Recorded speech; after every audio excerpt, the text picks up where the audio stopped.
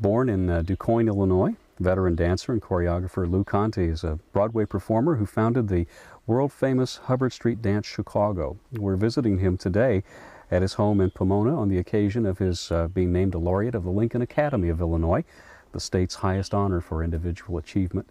Lou, thank you very much for inviting us to your lovely home here. Thank you. You're welcome. Your career starts not too far up the road from here at DuQuoin. Tell me a bit about your family to start this off. Well, my dad was a coal miner in DuQuoin, and my mom is sitting right over there watching today. And when I was 7 years old, I saw some kind of a little show in DuQuoin, and they were tap dancing, and I wanted to learn how to do it. So I asked my parents if I could learn to tap dance, and that's how I started. Mildred Hall from Benton used to go around to different little towns in southern Illinois teaching, and that's who I started taking tap lessons from. What did you like about dance? Oh, wow. All sorts of things. When I started as a kid, it was one thing. As I got older, of course, it changed. The artistic things developed. But I think early on, I liked the sound that tap dancing made. I had a natural rhythm, and I liked the physicality of the whole thing. And I did only tap until I was about 12, and then I got a teacher when we moved to Taylorville. Actually, it was in Decatur. That wouldn't let me take tap unless I took ballet. So I got into, then it started really getting serious, and I really started learning how to dance. But the things that I liked about it, I know as a director of a company, I had to explain to somebody one time that early on I was not really interested in the social thing about using dance as an art to solve man's, the state of, or talk about the state of society or deal with man's problems and woes. I just like the physicality of it, almost like being a gymnast. And then, of course, the music and whatever. But it all evolved, and then as a director, I had to start trying things that, I had to keep evolving and doing new things. You were fortunate in that you moved through a lot of different kinds of dance. You started with tap, and I believe the gentleman's name was Fred Hinsey in Decatur. In Decatur, right. He said, you can't do tap without doing ballet, if I get the story correctly. That's right. Well, I had been taking tap for about 6 years, and my feet worked really well. And when I went to Fred, he said, well, if you want to learn how to do this and keep progressing, you do have to learn to take, ballet, because that's the thing that teaches you the mechanics of it. And I was swimming and diving, and, I was only 12 years old, and I refused to wear the tights because I was embarrassed. 12 years old, 1954, Midwest. And, but he wouldn't, and I think for a year he let me take ballet class in my khaki pants. And then finally he said, if you're going to continue this. No, he asked me if I wore the khaki pants to swim, and I said, of course not. And he said, well, you can't wear it to do ballet either. Of course, now it all seems so simple, but, like I said, in 1954, it was a big deal. You almost didn't go into dance, though. You went to SIU Carbondale. You were going to major in zoology. Right.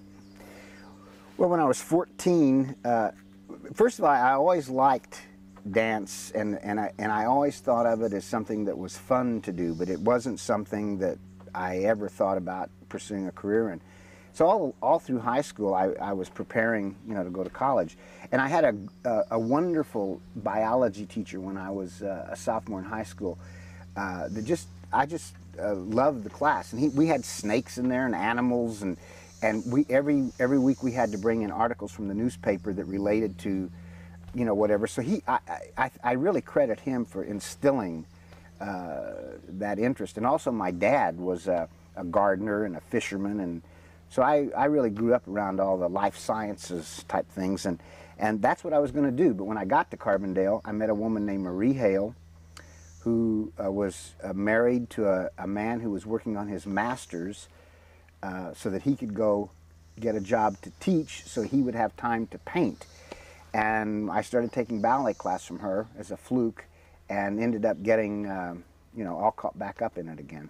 Was Marie associated with the faculty at SIU, or was she just doing this privately? She was just doing it privately. She was just simply teaching for a woman named Barbara LeMasters actually, when I met her, she was teaching in her living room. They took all the walls out and put bars up around the, ballet bars up around the perimeter of the room, and that's where she taught.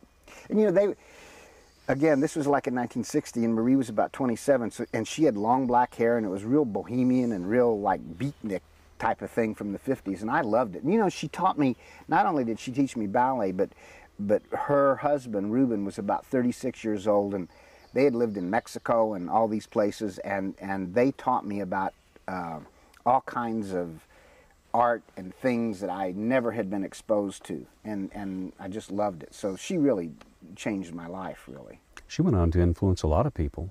Yes, and she's currently the ballet, not the ballet, she's the artistic director of a company in Florida called Ballet Florida that is doing really well. From Carbondale, obviously at this time, you must have made a conscious decision that dance is going to be your profession. That's the way it strikes me, anyway. I really didn't. Okay. I really never made. I think I've said that. I never really made a conscious decision to do it. I left Carbondale to follow Marie and Ruben to Florida, because that's where Ruben got his job. He got a job at Palm Beach Junior College teaching art, and Marie started teaching and still studying in Florida. And she kept telling me what a wonderful place this was to study, and I ought to quit college. I had no business studying zoology, and come and dance. And after a couple of years at SIU, that's what I did. And I thought, I'll take a year off, and I'll go to Florida, and I'll study. And after a year down there, I met some dancers from New York who said, you should come to New York and try it to see what will happen. So I went to New York, and I just kept thinking, I'm going to do this for a year, and I would get a job, and I think, well, I'll do this job. And then actually, I did that from like 20 until 24, and when I was 24, I went back to Southern and did another year. And that was great that I did that, because it affirmed and assured me that I really did like dance, and I stayed another year. And I missed all my show business and creative people, and I say this in an affectionate way, the kind of neurotic people that are involved in that field. Always a little bit of stress and trying to do your best, and pushing and everything, and I really miss that. But of course now, as a retired person, I don't miss it at all, and I love the laid back thing. Where did you move on to then after Carbondale? Well, I moved to the second time. Let's see, well, by then I had lived in New York and done a couple of Broadway shows, and I think what happened, I took a spring vacation and I went to Chicago, and I met up with some people that I had worked with before. And strangely enough, a musical director and a director that I had worked with knew I was in town, and at one of the local theaters, the man playing the rabbi in Fiddler on the Roof had a heart attack, and on a Saturday night. And the rabbi's part is really not an actor's part, it's a staging part. He has lots of business and a few lines. So they needed a dancer that could learn the staging, in a day. And so they put a hat on me and glasses and beard and whatever, and I played the rabbi in Fiddler on the Roof. I was about 30 years old. And again, I had just gone there on a little vacation. And then I thought that I would just stay there for a while and see what was going on. And then I never left Chicago then. I always liked Chicago. It wasn't like it was a total accident. I had thought about going either back there or back to New York. But I really liked Chicago, and Chicago was like a wide open palette for me. I mean, there was a lot to do, but yet there was still there were a lot of opportunities that I could do that I couldn't do in New York, and so I ended up starting my thing in Chicago. I would like to talk a little bit about New York for just a moment, because you were on Broadway. You worked with some of the big names like Bob Fosse, for goodness sake. You were in some of the great shows of the 60s like Cabaret and Mame. Let's talk about, what was the environment like? That must have been terribly exciting. Yeah, it was. And but for me at the time it was normal. So looking back on it,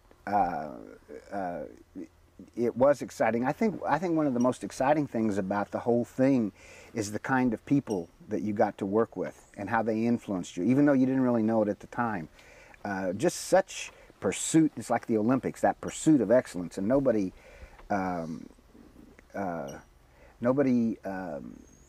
tolerated any bad behavior or time or anything. And when I say bad behavior, I mean professionally.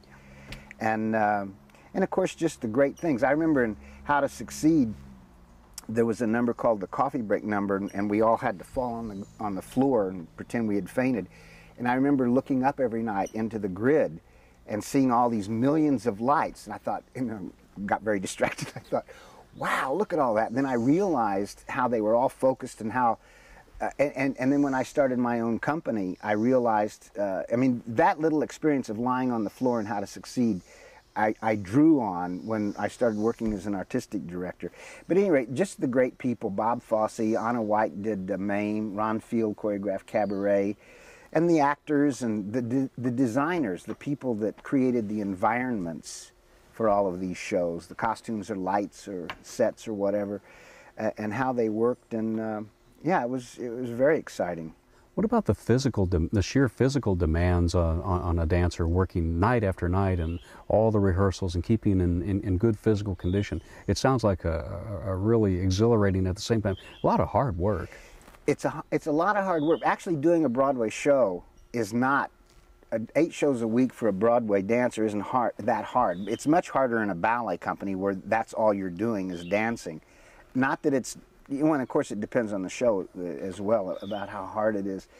But we used to do 8 shows a week, and then go out and dance more afterwards, or take class during the day. And again, I think it's what becomes normal for you. And working all day, dancing for 6-8 hours a day was just what the norm was. I sure couldn't do it now, but at the time it was. And you do have to pay attention to your body, your knees and your ankles and your hips, and you have to take class and keep yourself in shape so you don't get injured. That's really important. And I must say I was really good about that, because I came away from it pretty uninjured. I mean, I don't have any long-term injuries from when I danced.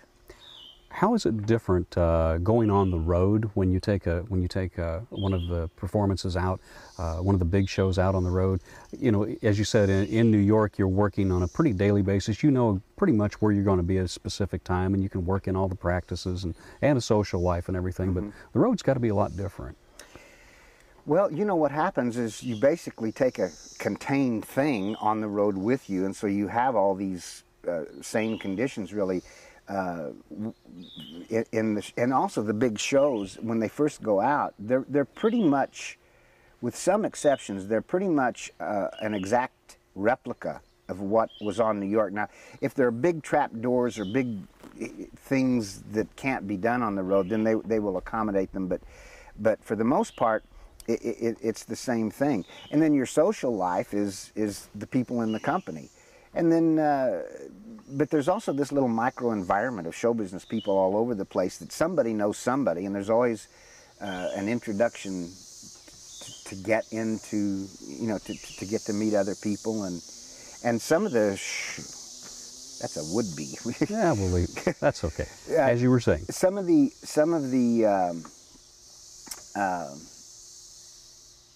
time, early on, we would stay in places for 2 or 3 months.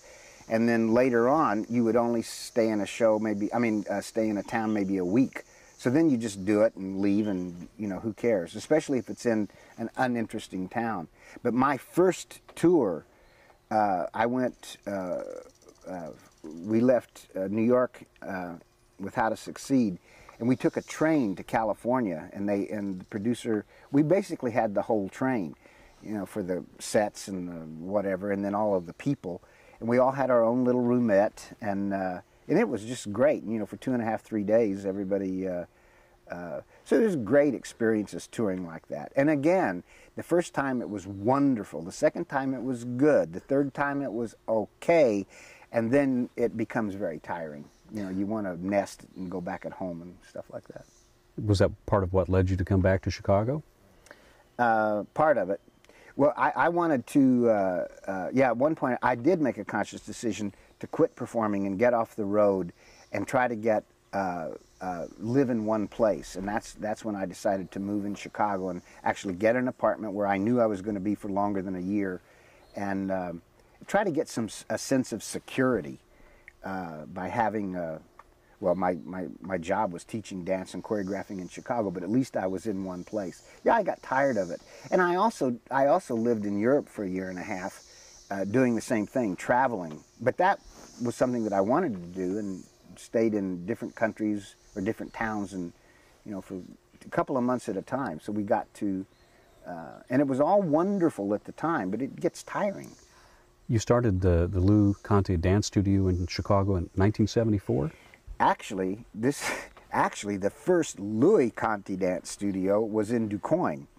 When I first came to Carbondale, I taught on Saturdays over in DuQuoin to put myself through school, and I had a big sign on the window at the what was that, West Main Street, and so that was the first one. But the real, when I opened my school in Chicago and, did the whole thing, it was in 1974. Mm-hmm. But I had been teaching for a couple of years before that, but in a studio here and a studio there. And because I was choreographing musicals and industrials and whatever in Chicago, I was having trouble finding dancers that had the kind of training that I needed in order to do my work. And that's why I really started teaching. I mean, they asked me to, because I would say, you need to go study. You need a ballet-based theater kind of dance. And they said, well, there's no place to study that here. So that sort of drove the need for it. Exactly. Mm-hmm. And which turned out to be a kind of a neat thing, that when the need made the thing happen, however that goes. Then, of course, a few years later, Hubbard Street Dance got its start. These were very, from what I've read, very modest beginnings for this. How did all that take shape, or what was the kernel for that? Well, I had started the studio in '74. By then, I had quit performing and was really focusing on the school and hiring other teachers and trying to develop, a syllabus for training and the whole thing. And I did that for 3 years, and around the end of the third year, I decided to go back to my roots and teach a beginning tap class, because at this point I was only teaching advanced people and, upper level whatevers. And I taught a beginning tap class, and a lady named Barbara Cohen, who was in her 40s, would come over at 2 o'clock in the afternoon and take this adult beginning tap class. And she would come a little bit early and sit on the floor and watch the advanced jazz class that was happening before it. And she was she worked for an organization called Urban Gateways, which was a non-for-profit arts advocacy thing that sent programs to the schools and to the senior citizens and whatever. So she asked me, she said, why don't you use these kids? They're so great. I say kids, they were young dancers in their 20s, and put something together for them. And I said, well, what? Because I had been having workshops and trying to do things. But for me anyway, I had to be able to define what the audience was going to be before I could go on with whatever it was we were going to do. So Barbara asked me if I would be interested in putting this little program together to take out to perform for senior citizens. So I took 4 of the best women and put together a 35-minute program. And the theme of the thing was to do a dance from each decade. And the dancers would go in and literally push back the tables and take their little portable tape recorder. And the thing is, it was like a little mini MINI show. It was well rehearsed. They really knew what they were doing, and they really made the seniors respond. And then a couple people saw it and said, well, why don't you do this for the school? And then why don't you do it at the cultural center? And then it just started evolving from that. But it did start, I mean, I think our first, I put in $300 and Urban Gateways gave me $300. So our original budget was $600. As you said a little earlier, Chicago's a great town, a big palette, a lot of different things taking place, and a lot of people who are very interested in the arts and their promotion. So it's fertile ground for something like Hubbard Street. Yeah, and we came along at at a great time. And I've said this before, and it wasn't that there was a need for it, but we, at the same time, we were really welcomed with what we were doing. It was different, and it was a dance company, and it was approached really differently. And because there are a lot of corporate headquarters in Chicago, now that all happened later. We didn't have a development staff to go out and raise money. But once we did start getting a bigger budget and needed a lot of help, the corporate community and the foundations in Chicago definitely helped us. We could have never done it, without them. So I think being based in Chicago really helped that along. I mean, if we'd been in New York, we would have been lost with 5,000 other little groups trying to scramble for the bucks to do these things. And Chicago likes to do its own thing. It likes to put its own. Let me let the airplane go by for a second. And how much time do we have on our tapes? I wouldn't be able to tell you. Probably more than 10. Okay. I think let's just stop for a second because it's going to take him probably. One of your neighbors over here, Dr. Perlman, who's building, I think he's building a place over here on the other side of Jacobs. Is that who that is? Yeah, probably. It looks, a new building is like it started, I thought they were building a big barn, but it looks like it's a. Well, I don't know if that's his, but he's bought about 50 acres back over in that general direction. There then, because that's well, Dr. Perlman. Yeah. I guess we better get back to business because Yeah. I think they're running. Okay. Sorry. That's all right. Let's see. Hubbard Street's it's started now. As we were saying, I think the question was, Chicago likes to put its own stamp on things. It's Right. a town of a lot of imagination and, the old adage about the city of big shoulders, and it wants to do things its own way. How was that perhaps reflected in the way that Hubbard Street took shape? Again, it's easy to look back and think about how all this stuff happened, but it was not a conscious effort. But I think I was a product of that mentality that you just talked about, because I didn't know what the rules were to start a dance company. I didn't know that there was a certain whatever to do it. I just did things the way that I did them, sort of like the way Chicago does it. And I think that because I'm from the Midwest, and everything that happened in Chicago being from the Midwest, the company really reflected the Midwest. It was energetic and basically wholesome. I know that's kind of whatever, but it was wholesome. And at the time, that was really good. I don't know what else to say about it. You brought a lot of different influences into Hubbard Street. There's theatrical, jazz, modern, classical, ballet, all sorts of different things. You draw upon a lot of different genres and a lot of different aspects of the dance community, and that appears to be. I'm new to this whole thing in finding out more about it, but that seems to be one of the real strengths. It's a fusion of different styles. Right. I think that was one of the things that we were sort of noted for. That we had. It was different. A lot of most dancers have to study several dance disciplines, ballet and jazz and modern and whatever, but at least at the time, most people then select one thing that they concentrate on.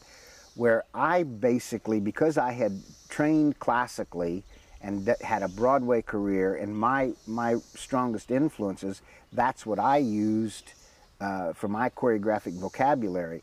And it was a blend of these things more than doing a ballet piece or a jazz piece. It was just a blend of the whole thing, and that created a sort of a new style. And we were known in Chicago. Our first downtown engagement was at the Goodman Theater, which was a theater. And so we were lucky enough to be on their subscription series and immediately got a theater audience coming to see dance. And because of my Broadway background, I had done these little mini shows, mini pieces like at the Rosebud and a thing called New Country, and they were like little stories, Gershwin dances. They had a theatrical flair to them, and the critics in town really picked up on that, liked that, and tried and did us a great service by telling people you'll like this and come see it. So we were quite different at the time. We had like a theater, well-trained dancers doing theatrical kinds of dance that hadn't been done before. So it really well. And you also brought a lot of other people into the act from around the country. Tharp, for example, very creative, collaborative partnerships seem to be one of the hallmarks of this whole enterprise. Well, that again all happened sort of by accident. I did all the choreography for the first 4 or 5 years, and I just started bringing people in because I was exhausted and burned out and tired, and I thought, I don't have any more ideas. And I started bringing people in. I also realized by this point that we had formed a board of directors, and we had a commitment, and it really was going to be a company now.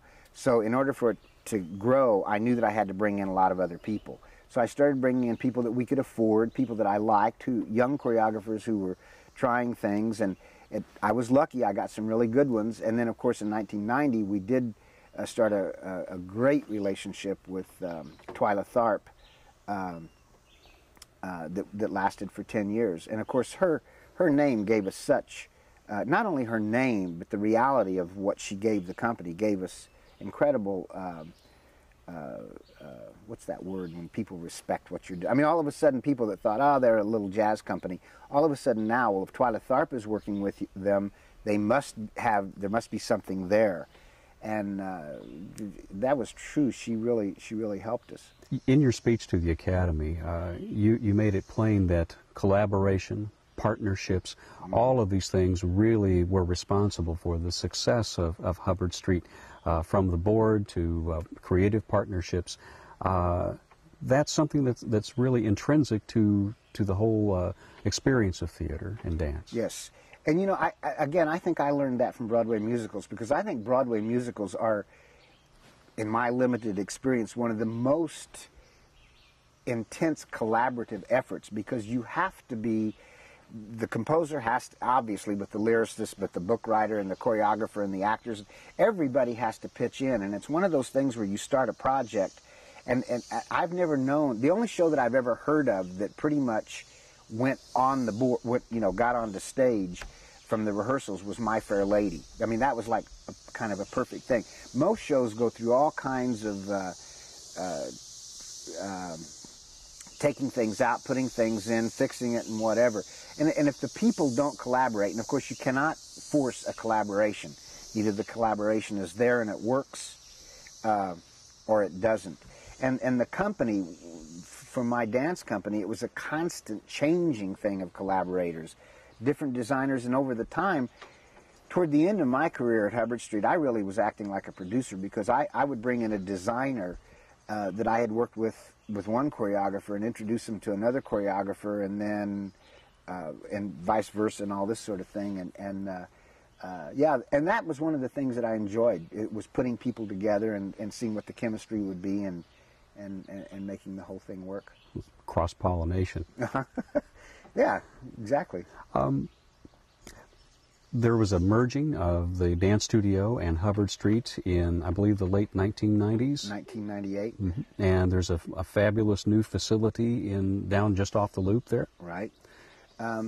Actually, I was planning on leaving the company around 1995, when I still had enough energy, I thought, to pursue other things in the theater world or whatever. The company was great to me, and it's not that I didn't like it, but it wasn't, again, I have to say that it wasn't something that I had made a conscious decision to do, and I just kept doing it year after year after year. And I thought, well, at 51 or whatever I was, I thought, I'm going to leave now and spend the next 15 years, doing something else. But the board chairman told me, and we were just getting ready to start a capital campaign to make all these big things happen. One of the things was to find a new facility, because the dancers had been working in bad conditions, no air conditioning, and one shower for 20 dancers and one room for them to change in, and cramped office spaces and everything. So they started a capital campaign to raise the money for a new facility, to create money and an endowment, and to have a bank account so that we could afford artistic products that weren't in our operating budget. We wanted to do something big, we would have the money to do it. And so when I said I was going to leave, they said, well, then we can't do the capital campaign. I said, why not? And it was, they said, well, if the artistic director is leaving, it's usually because something is wrong. And they said people are not going to want to give money under those conditions. So I decided to stay for 3 more years because I really wanted that to happen. And then after that all happened and we got into our new facility, and all along the way I was making sure that everybody knew that everything was fine, then I decided that and I did leave the company at a great time. Good dancers, good repertoire. They were in financially strong condition. They were in a brand new facility, beautiful state-of-the-art studios that trained people and had a place for the company to work. And so I feel really good about that because I could have never left it. I would have felt guilty for the rest of my life thinking that I had left it in trouble. And quite the opposite has happened, and so it feels great. It certainly must. You've left something behind there that's a real legacy, and it's a living, organic, wonderful thing that is going to be influencing American dance for generations. Well, I don't know about generations. I don't think dance stuff lasts that long, but yeah, I think, and it's hard for me to say this without sounding like an egomaniac, not an egomaniac, but just I'm humble when I say it. But I was credited with helping raise the bar for dance in Chicago, and which in turn kind of helped everything else. I mean, a lot of little companies realized that if they wanted to do something, they really had to talk about quality. And so many people at the time when we started were just willing to perform anywhere under any conditions, and they weren't discriminating enough. And I think that's, if I have anything, I think that's my legacy, that I did help raise the bar in Chicago. And we had editorials in the newspaper about being a goodwill ambassador from the city of Chicago, and a lot of wonderful, and not just me, but I'm talking about the entire company. The board and the corporate people that paid for everything all contributed so much to really improving the life of people, not only in Chicago but wherever we went, and gave them pleasure. So that's a great feeling. What? We need to stop one more. Summer. I mean, the winter. Oh, yeah, Anyway, sure. We're back. Okay. Let's see here. Let's talk again a bit more about Hubbard Street. It's not only a company that goes out and tours the world, has its own performances in Chicago, but there's a training school that goes along with it. It's kind of an academy, if you will. Mm-hmm. Well, actually, when I first left, the beginnings of this 4-part thing of Hubbard Street Dance Chicago is now composed of, like you said, the main company. It has a second company with 6 to 8 dancers that uses young choreographers and young designers.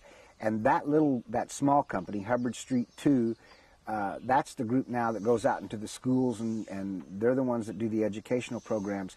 And it's run by a husband-wife team, Julie and Andreas. Julie's the artistic director of the company and the manager of the studio, and Andreas does the booking. And they have really taken it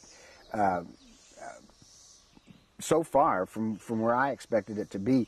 It's a comprehensive program where the schools are involved, and we send teachers out to the schools, and we bring actual school teachers into the studio to teach them dance so that they can in turn talk to their students about it, so that we're trying to demystify what this whole process is, so that when we take a performance out there, they know they can see the dancers that they saw in the studios. And anyway, it's really a great program. So there's the main company, the second company, and the studio, which is that's what I'm still the director of the school, and that's because training people and training the next generation of dancers is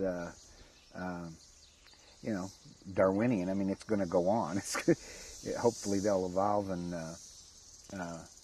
so the company, the Hubbard Street Dance Chicago is a collective thing now, and doing good work in the arts, I think. Let's talk about the importance of the arts in American society today. The arts in the last few years have had some troubled times. The National Endowment has had its problems. What's the future going to hold? Whew, that's a that's a big question. You know, my immediate gut response is that there will be problems funding the arts. You know, when there's a decision about when there's not enough money to go around, of course, the arts, especially in schools, that's the first thing that gets cut. But on the other hand, it's such an inherent thing in our soul, in our gut. I don't think it can go away completely. There will always be something that will make people do that, or that they will help. I don't think there are going to be any Medicis around funding, you know, the entire thing. But my instinct is that the arts are not going to go away. It's just part of what we do. It would be nice if more of the people that had the authority and responsibility for the funding would know a little bit more about it. You know, like the Sidney Yateses of the world, that was really an arts advocate. Without those guys, it's really hard. But on the other hand, you understand when people you have to make a decision whether to give people money for food or to show them art. You give them the food first. But then again, to me, art is a kind of, you know, food for the soul. I know that sounds corny, but I really truly believe that. And so I don't really have big fears that the arts are going to go away. They're always going to be important. They are important, and that's why they'll stay. What do you tell young artists as they're getting ready for a career in dance and in performing arts? I think to bring it down to its, you know, most succinct thing, I think you have to have a passion and a love for what you're going to do. And if you don't really love it, I think you should think about whether or not you're going to pursue it. It can't be a part-time thing. But if you really like it and you really have a passion for it, I think that can overcome a lack of talent. I think that desire can be, it's just like Madonna. Madonna's will is much greater than her talent, even though I think she is talented, I really do. Her will is phenomenal, and that is what has propelled her with all the things that she's done. And back to the students, I think surrounding yourself with good teachers, good people, putting yourself in the place where you can experience other good people, going to good schools, working hard, and then hopefully having some good luck. Well, you've certainly enjoyed a lot of good luck, and a lot of good opportunities have opened themselves up for you over the course of your life. What's next for you? Oh, I don't really have any plans. I think I'm trying to clear my land, and I'm still occasionally, like in January, I went to. Like I said earlier, I miss the creative set. I miss that. I don't really miss the city, strangely enough, the noise and whatever of the city. But I sold a piece of choreography to a little group in Seattle, and I was out there in January, and I'm going to Florida next month. I sold actually the first balletic piece that I did called Rodin Impressions. So I'm selling pieces of choreography on a real limited basis, and staying involved with dancers that way. And I'm going to stay as the director of the school for a while. But it's all very easy, and it's not like in the same kind of stress that I had when I was doing it 24 hours a day. And I like that schedule. It's like I'm warming down. I've warmed down now, and I'm just kind of walking, and it's a slow pace, and I'm enjoying it much more than I did when it was just constant. So I think that's probably what I'm going to continue doing. And I would also, when I first retired, I really wanted to try to pursue some other things that I'd always been interested in, like writing or TV, movie, the technology of it all, just learning about it, not necessarily doing anything about it, but just to learn about it. My experience has been, I'm not wrapping this up, am I? My experience has been that when I've learned something, it was always a jumping off point for the next thing, and that's when I had my best moments and my best times. And so I still love to find out about new things that might offer opportunities to me. I sound like I'm 19, right? But not really.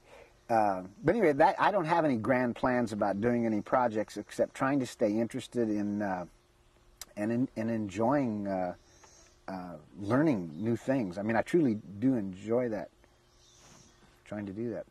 So no grand plan. I look forward to finding out what happens next. I don't know. Probably, well, whatever.